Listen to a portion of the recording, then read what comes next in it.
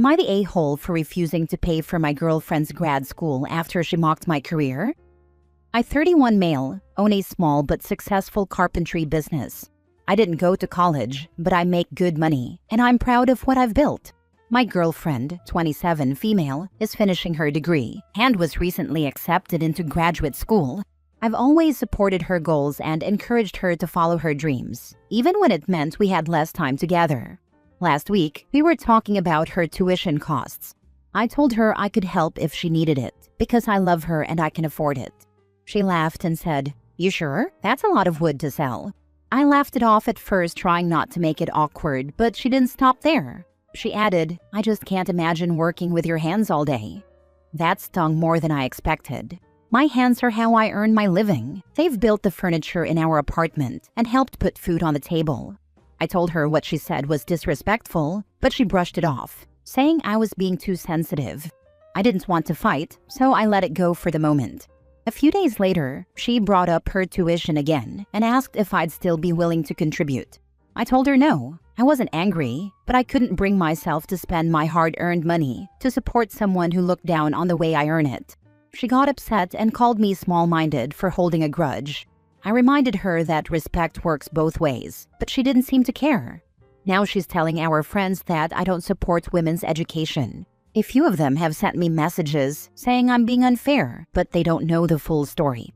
I never said she couldn't go to grad school. I just decided not to fund someone who mocked my work and made me feel small for doing something I love. I still care about her deeply, but this whole situation opened my eyes.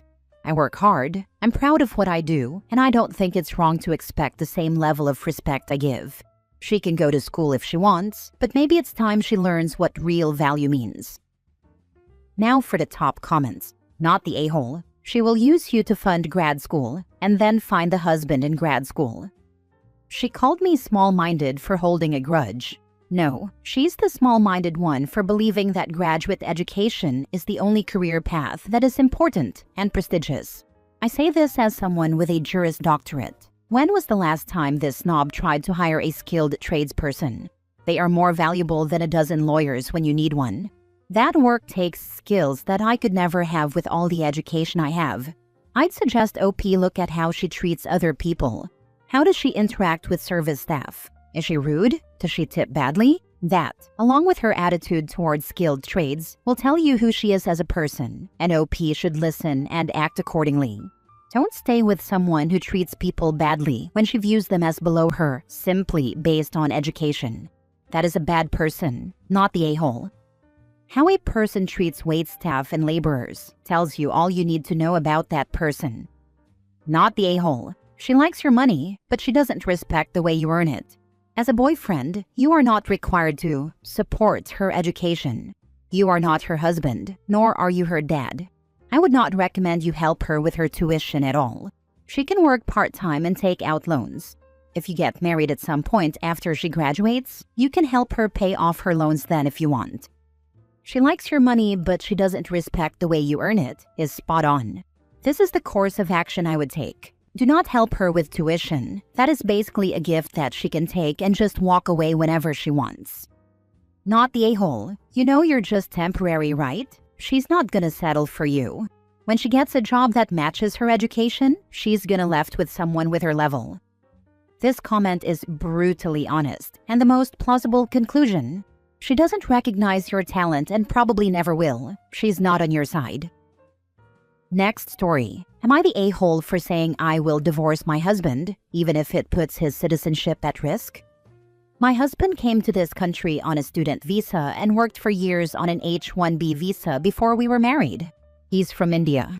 We work in the same industry and even used to work at the same company. His parents have been staying with us for a few months, and his mom is a nightmare. She treats me like a servant. Her English is limited, but she has been repeatedly told that I work the same number of hours as my husband, and I actually make more than he does. She's staying in my house, which I own legally, not my husband. There was a huge fight with her over the weekend because I did something she considered disrespectful. It was my birthday party, and I hugged and kissed a male friend on the cheek and danced with him. My husband had no problem with it because this friend is very gay. But my mother-in-law completely lost it on me and my friend at my own party. After that, I told my husband that her visit was over and she needed to go back to India.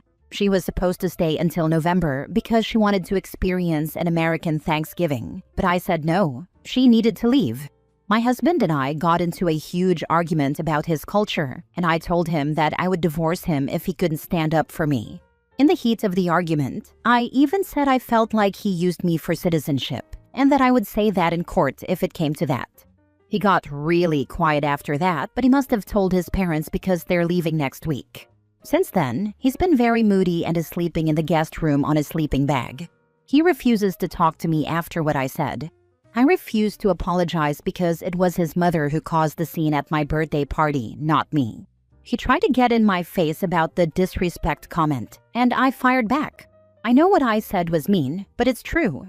He's lived in this country long enough to know his mother's behavior is out of line, and he's refused to check it. Not the a-hole, but I think when certain things are said, there's no turning back. Your relationship might have ran its course. Opie hit the self-destruct button. Her feelings may be true, but it also has consequences she has to now navigate. It really doesn't matter if she is the a-hole or not at this point, since there is no way to repair the situation. Acceptance of her fated decision is the only path forward. Yes, mixing cultures is hard, and to be honest, Indian culture really is closed-minded. There are massive issues, and for whatever reason they ignore it. A visiting person does not project their culture as a guest onto the host. That's actually Indian culture as well. They legit might even be kinda racist. Yeah, you can't unring that bell. Your marriage is effectively over. You absolutely shouldn't have been forced to tolerate your mother-in-law being a nightmare to you in your own house. You also absolutely shouldn't have made an existential threat to the security of his whole life. You will literally never be able to walk that one back. He now knows that if he pushes you, you will straight up threaten his freedom and his ability to remain in this country. His mother is a huge a-hole, and he is a spineless mama's boy who used culture as a shield against criticism, but you took the nuclear option there. I thoroughly agree with this assessment. You crossed a line in what you said. The sort of line that's really hard to walk back from. If you want to save your marriage, you need to go to couples counseling and unpack everything that's just happened. Next story. Am I the a-hole for letting my daughter stay with me and my wife after she found out that her mom lied to her? My ex and I share a 12-year-old daughter, Olivia, who has level 2 autism. My ex has primary custody, while I have Olivia every Wednesday and every other weekend. For the most part, our co-parenting arrangement has been peaceful and cooperative. We've both worked hard to keep things stable for Olivia because consistency is incredibly important for her emotional well-being and comfort. A few months ago, my ex told me she was feeling burnt out and needed a break. She asked if my wife and I could take Olivia from Wednesday through Sunday so she could go on a trip with some friends. I completely understood. Caring for a child with special needs can be exhausting, and everyone deserves rest sometimes. I agreed to help without hesitation. Because Olivia is very attached to her mom, my ex told her that she was going away for a work trip. She said it would be easier for Olivia to process if she thought her mom was leaving for work instead of fun. I didn't love the idea of flying, but I didn't argue at the time because it seemed harmless and short-term.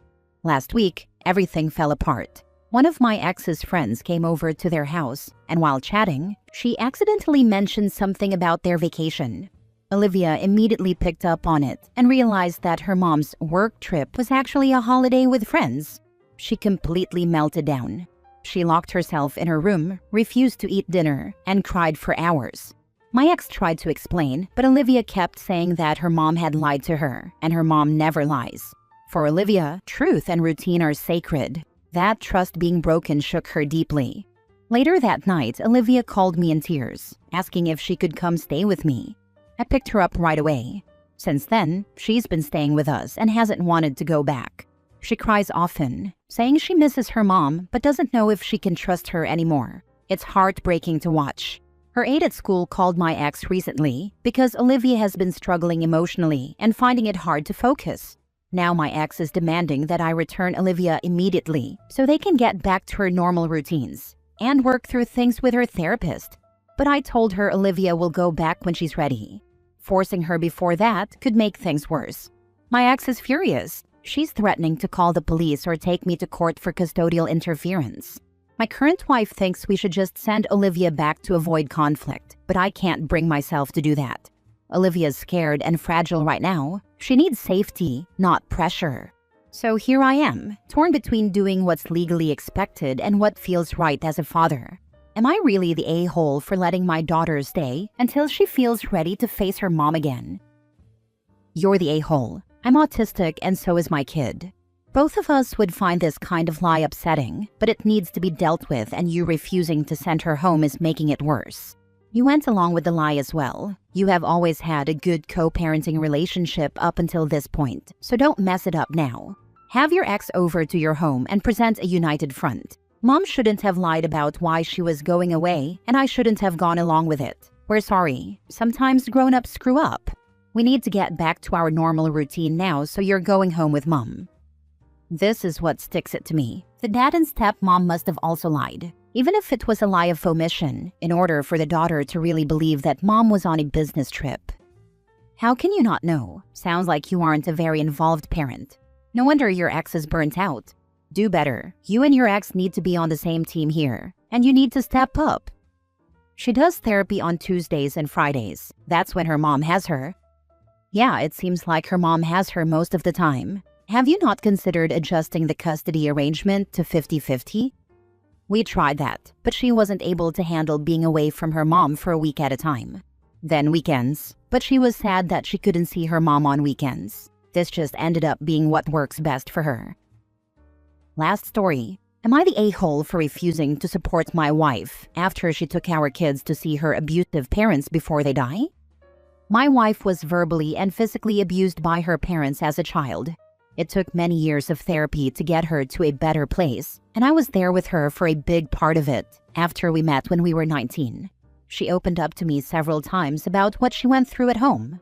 For her, one of the most difficult things to process or understand was the fact that her parents were mostly verbally abusive, and she found it hard to consider them that bad when they weren't beating her regularly. It was something that improved over time, and she eventually saw that, regardless, her parents were monsters to her. I won't detail it all here, but 14 years of remembered abuse never really goes away. She has been called all kinds of names and told all sorts of disgusting things. When we had kids, we swore we would always put them first, that their safety, health, and happiness would be our biggest priority. Now I'm faced with the fact that she went back on that. A few months ago, my wife was contacted by a hospice worker because her parents had been placed with them and wanted to see her. She went back and forth about her choice, but decided to go and visited them a few times. After one of those visits, she told me they wanted to meet our kids, and she told them no. She said it was hard to process that the people she knew actually wanted to meet their grandkids because she didn't think they would care. She swore the answer would always be no. Except it wasn't. She took the kids to see them behind my back, and those monsters were disgusting to my children, saying things nobody should ever hear, especially not kids. They didn't even understand everything that was said to them, but they were clearly upset and disturbed by it. To make it worse, they said their mom wouldn't leave when it started. My wife cried and apologized, looking for comfort, but I refused to give it. I told her she needed to find somewhere else to stay that night because the kids didn't need to be around the person who willingly exposed them to that. I spent the next few days focused only on my kids while my wife stayed away. When we finally talked, she made it about herself and what she'd been through. She wanted my support, but I was disgusted. She had offered our kids up to those monsters. I told her there was no way forward after what she did, and that I would be filing for divorce. She put our kids at risk and, even after a disturbing comment from her father toward our daughter, stayed for almost 2 hours. We're now living apart. She has seen the kids twice, but I don't trust her with them right now. I have everything documented, I have an attorney, and I contacted the police about her father's comment, so it's on record. I don't know what will happen, but I haven't offered support or much understanding to my wife. 2 of her friends are giving me grief, saying I'm making her out to be a villain instead of a victim, and that I should help her for the kids' sake. But this mistake was planned for over a week and kept from me. I don't think I'm an a-hole for not supporting her. Still, part of me wonders if I should have done more for all 3 of them, not just the kids. It's a small part, but it's there. Maybe the part of me that still loves my wife after all these years. Am I the a-hole? Not the a-hole. Your children are your first priority, and your wife failed to protect from her abusive parents. Your children's safety and peace of mind overrides any trauma your wife is experiencing. I think I could work to get past her taking them. Thinking her parents changed wouldn't do that to her kids, and feeling guilt over keeping kids from their grandparents are though processes I can understand. But to make them stay once the abuse starts, that's unforgivable. That's perpetuating the abuse of your children. I don't understand this at all. Usually it's the person on the outside that doesn't understand the severity of the abuse, not the victim themselves, not the a-hole for protecting your children. I would expect your wife to be even more protective, but she's just not. Even threw them into the fire? Hid it all from you? It's all so strange, and you're not the a-hole for feeling betrayed and having serious doubts about who you married. Yes, she was a victim, and her parents probably were too, but it stops here, with your own children. I'm having trouble imagining what could have been said that made a police report viable. You understand the severity of the betrayal more than I could. I also imagine that you feel used, since she's seeking comfort from you for her harming your children. Seems like a defining moment. You can't unsee what you're currently understanding. It's what I expected too. No part of me ever believed she'd do this to our kids. After all the years she had to fight and go to therapy to help her get to a better place, I never expected her to put our kids through their own trauma with those people.